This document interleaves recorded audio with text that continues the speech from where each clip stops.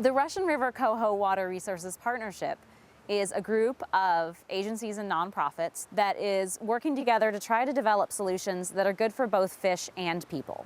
Historically, the Russian River was home to a really large percentage of all of the habitat that was available to coho along the Central Coast.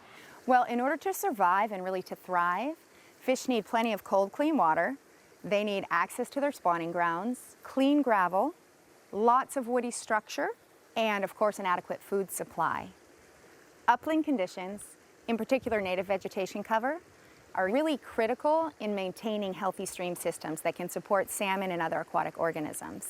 Since European settlement, habitat degradation has been occurring at a fairly steady pace over a long period of time, and there have really been drastic decreases in both the amount and the quality of in-stream and upslope habitat throughout the coho's native range. So today, all of the coho populations within California are either listed as threatened or endangered, and here in the Russian River Basin, they're endangered. One very challenging issue that affects coho is the shortage of water in the stream systems during the dry summer months due to withdrawal for human use. When we look at these watersheds where the creeks are going dry, the neighbors upslope, they're having trouble getting water throughout that dry period too. And we have watersheds in Sonoma County where people are actually having to truck in water during the summer just to live, just to flush their toilet and wash their dishes and have a glass of water at night when they go to bed. Imagine if you're a fish. You can't get water trucked in.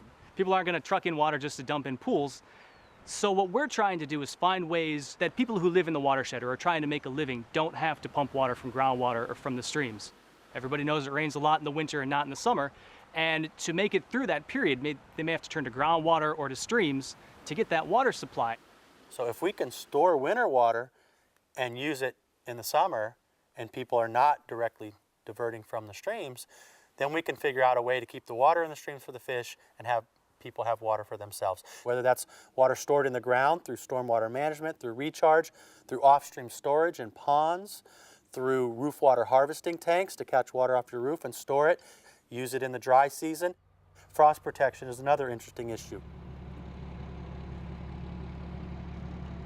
Right here we would divert water from the creek and we would utilize overhead sprinklers for frost protection.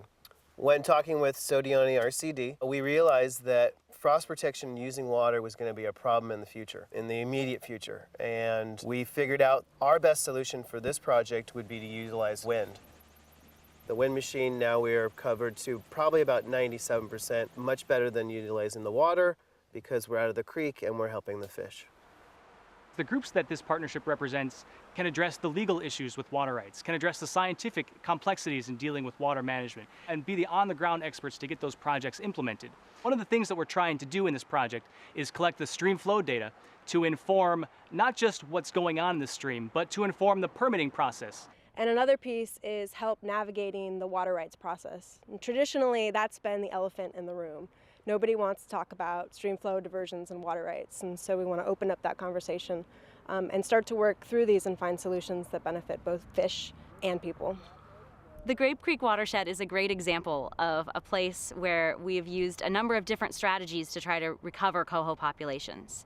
And so we've done work to improve in-stream habitat for coho, supplement coho populations with hatchery fish, and do monitoring so that we can better understand how coho are living and surviving in this system, and then reduce diversions of water and improve in-stream flow so that fish have that water during critical times of year when they need it. This project will eliminate the last direct frost protection diversion of water from Grape Creek and put in a really beautiful off-stream pond, a great and reliable water source for frost protection and for irrigation during the summer. If we can make improvements to bring more of these stream reaches to the level of habitat quality and flow that we're seeing where there's high survival, coho could have a very good chance of surviving the summer in these streams.